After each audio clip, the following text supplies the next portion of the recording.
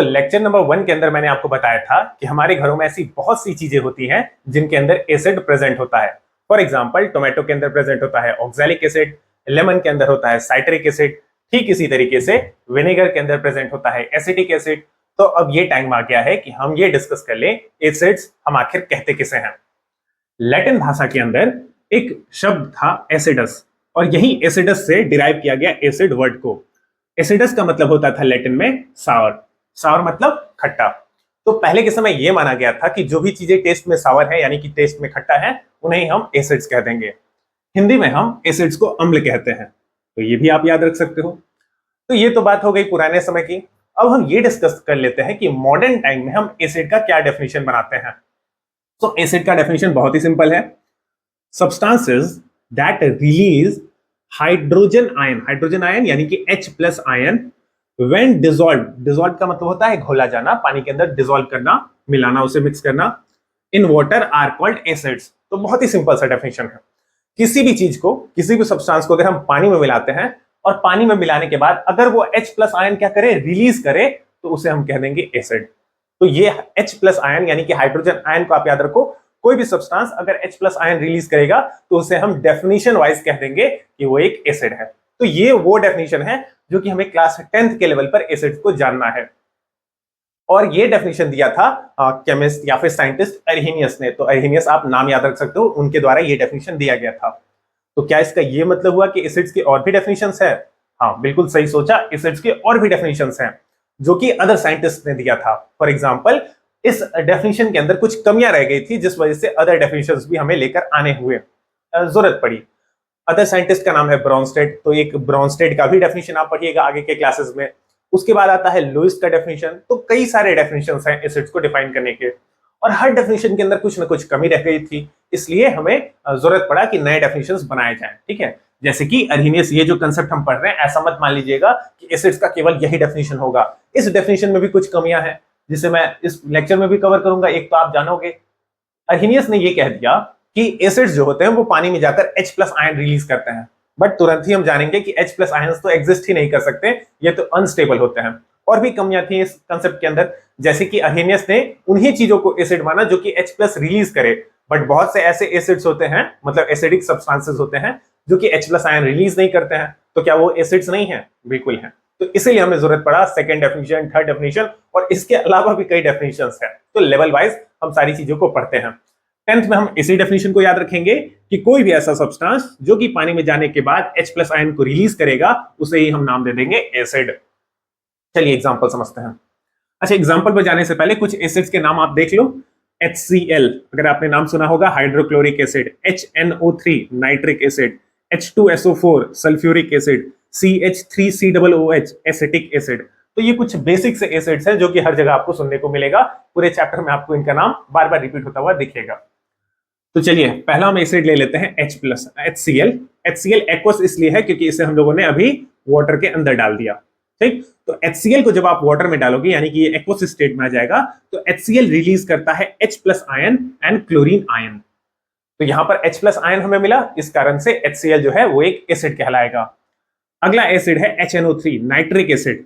Nitric acid को भी water में डालने पर ये H plus ion and nitrate anion release करता है। तो यहां पर भी हमें H प्लस आयन मिला, ये भी एक एसिड है। ठीक इसी तरीके से सल्फ्यूरिक एसिड को जब हम वाटर के अंदर डालते हैं तो ये भी H प्लस आयन रिलीज करता है, साथ में सल्फेट आयन रिलीज करता है। तो इस कारण भी इसे भी एक एसिड माना गया। तो जो भी ऐसी चीजें हैं जो कि वाटर में जाने के बाद H प्लस आयन रिलीज करें, उन्हें हम कह देंगे कि वो एक एसिड है होते हैं। अब हम बात करते हैं इस H प्लस आयन की, जो मैं आपको लिमिटेशन बता रहा था। तो नोट में मैंने लिखा है, पढ़ते हैं इसे।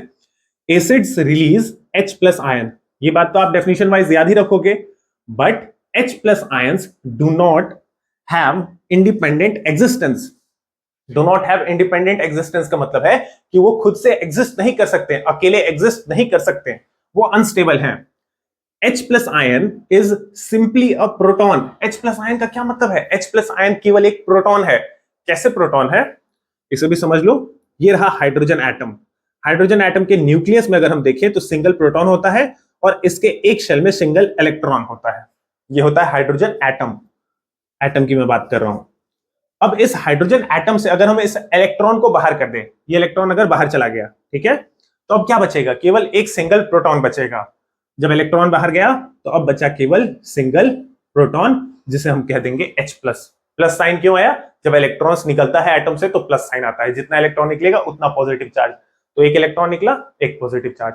अब इस आइटम में बचा क्या, एक, इसके अंदर न्यूट्रॉन तो होते नहीं है, केवल एक सिंगल प्रोटॉन, तो इस कारण से hydrogen H plus atom. Okay, तो ये बात भी मैंने आपको समझा दिया कि इसे हम प्रोटॉन इसलिए कहते हैं क्योंकि इसके अंदर सिंगल प्रोटॉन ही बचा, बाकी और कुछ है नहीं। Which is very small in size. अब ये जो H प्लस आयन होता है इसका साइज बहुत ही ज्यादा स्मॉल होता है, सिंगल प्रोटॉन है वो, सो इट इज अनस्टेबल। तो ये जो H प्लस आयन है वो अनस्टेबल है, ये बात मैंने भी आपको बताया था। And so it attaches with H2O। तो अब ये क्या करेगा, खुद को स्टेबल करने के लिए H प्लस आयन खुद को स्टेबलाइज करने के लिए क्या करता है, ये अटैच हो जाता है, यानी कि जाकर जुड़ जाता है किसके साथ, वाटर के साथ, टू फॉर्म H3O प्लस। सारी बातें एक बार फिर से बता रहा हूं, ध्यान से सुनो। H प्लस आयन जो था वो इंडिपेंडेंट एग्जिस्टेंस नहीं होता, उसका इंडिपेंडेंटली एग्जिस्ट नहीं कर सकता। क्यों नहीं एग्जिस्ट कर सकता, H प्लस आयन का साइज बहुत ही स्मॉल है, बहुत ही छोटा आयन होता है, जिस कारण से वो अनस्टेबल है। अनस्टेबल है तो इंडिपेंडेंट एग्जिस्ट नहीं कर सकता। तो फिर करेगा क्या, वो खुद को स्टेबल बनाने के लिए जाकर कंबाइन हो जाएगा, जाकर जुड़ जाएगा वाटर के साथ और फॉर्म करेगा H3O प्लस। कैसे फॉर्म हुआ ये देखते हैं यहां पर। तो ये है हमारे पास hydrogen ion H plus ion. ये जब वाटर के साथ कंबाइन होगा तो आप ऐड कीजिए, 2 हाइड्रोजन, 1 हाइड्रोजन, 3 हाइड्रोजन, ऑक्सीजन। ये बस सिंपली ऐसे समझने का तरीका है। और ये जो पॉजिटिव चार्ज यहां था, ये पॉजिटिव चार्ज अब इसके ऊपर आ गया, तो हाइड्रोजन आयन कन्वर्ट हो गया हाइड्रोनियम आयन के अंदर। ये नाम बहुत इंपॉर्टेंट है, आप याद रखोगे, हाइड्रोनियम आयन कहते हैं इसे। H3O plus is hydronium ion. तो यहां से एक इंफॉर्मेशन हमें ये पता चला कि वाटर के अंदर H प्लस आयंस एग्जिस्ट नहीं करते हैं, एग्जिस्ट कौन करता है, हाइड्रोनियम आयन। लिखने के लिए फिर आप कहोगे कि मैंने यहां पर H प्लस क्यों लिखा। अगर हम एक्वस लिखते हैं ना, H प्लस एक्वस, इसका मतलब है कि हम ये मान रहे हैं, हम ये सपोज कर रहे हैं कि वो एक्वस स्टेट में वाटर के साथ जुड़ गया होगा।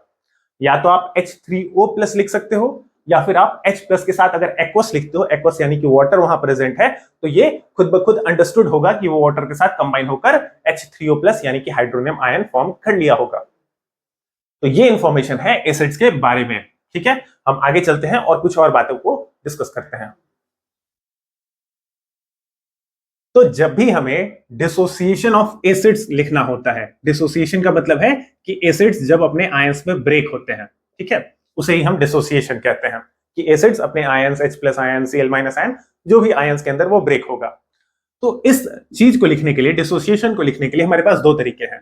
तो जब भी एसिड्स का डिसोसिएशन होगा तो ऑब्वियसली वहां पर क्या रिलीज होगा, hydrogen ion. So hydrogen ion must be written as H plus aqueous. या तो आप H प्लस एक्वस लिख दो, H प्लस के बगल में एक्वस लिख दो, यानी कि H प्लस जब वाटर में जाएगा तो वो ऑब्वियसली वाटर के साथ कंबाइन होकर H3O फॉर्म कर लेगा, H3O प्लस हाइड्रोनियम। या फिर आप डायरेक्टली H3O प्लस लिख दो, यानी कि हाइड्रोनियम आयन लिख दो, जिससे कोई कंफ्यूजन ना हो, क्योंकि वाटर में जाने के बाद H प्लस स्टेबल नहीं होता है, तो ये फॉर्म ज्यादा सुटेबल है, H प्लस एक्वस या फिर हाइड्रोनियम आयन आप डायरेक्टली लिख दो। कुछ एग्जांपल्स देखते हैं। HCl एक्वस, यानी कि HCl जब वाटर के अंदर जाएगा तो ये रिलीज करेगा H plus aqueous and Cl minus aqueous. या फिर इसी चीज को हम लिख सकते हैं HCl plus water, HCl water के अंदर गया तो इसने फॉर्म किया हाइड्रोनियम आयन। तो यहां पर देखो, यहां पर हम लोगों ने लिखा H प्लस एक्वस और यहां पर हम लोगों ने डायरेक्टली लिख दिया हाइड्रोनियम आयन। तो कोई भी एक तरीका आप यूज कर सकते हो, एंड उसके साथ Cl माइनस। अगला एग्जांपल, नाइट्रिक एसिड को जब हम वाटर में डालेंगे तो ये एक्वस स्टेट में आ जाएगा, तो ये रिलीज करेगा H plus aqueous and nitrate anion aqueous. या फिर इसी चीज को हम लिख सकते हैं नाइट्रिक एसिड प्लस वाटर, यहां पर फॉर्म होगा हाइड्रोनियम आयन एंड साथ में रिलीज हुआ नाइट्रेट एनायन। तो देखा आपने, या तो आप H प्लस एक्वस लिख के दिखाइए या फिर आप हाइड्रोनियम आयन को डायरेक्टली लिख दीजिए, दोनों में से कोई एक मेथड आपको चूज करना होगा। अगर आप सिंपली H प्लस लिख देते हो, इसके बगल में एक्वस नहीं लिखते हो, तो ये थोड़ा सा गलत इंफॉर्मेशन देगा, क्योंकि H प्लस तो एग्जिस्ट नहीं करता। H प्लस अगर वाटर के अंदर है तो वो एग्जिस्ट करेगा, क्योंकि उसने वहां पर फॉर्म कर लिया होगा हाइड्रोनियम आयन। तो ये इंफॉर्मेशन था जो कि मैंने आपको पहले बताया था। अब हमने इसे लिखना भी सीख लिया कि हम इसे कैसे रिप्रेजेंट करेंगे। अब कुछ एसिड्स के नेम है जो कि आपको याद रखना है, क्योंकि चैप्टर में ये बार बार रिपीट होगा। HCl यानी कि hydrochloric acid, HNO3 nitric acid, H2SO4 sulphuric acid, ये एक ऑर्गेनिक एसिड है, CH3COOH एसिटिक एसिड। इसका एक और नाम भी है, एसिटिक एसिड को ही हम एथेनोइक एसिड भी कहते हैं, तो ये नाम भी आप याद रख सकते हो, this is ethanoic acid. HCOOH this is formic acid, इसका भी एक और नाम होता है, this is methanoic acid, methanoic acid, तो ये नाम भी आप याद रख सकते हैं। Next is H2CO3 which is carbonic acid, and last में आप याद कर लो H3PO4 इज फॉस्फोरिक एसिड। ठीक है, तो ये इंफॉर्मेशन काम का था, आप इसे याद रखिए।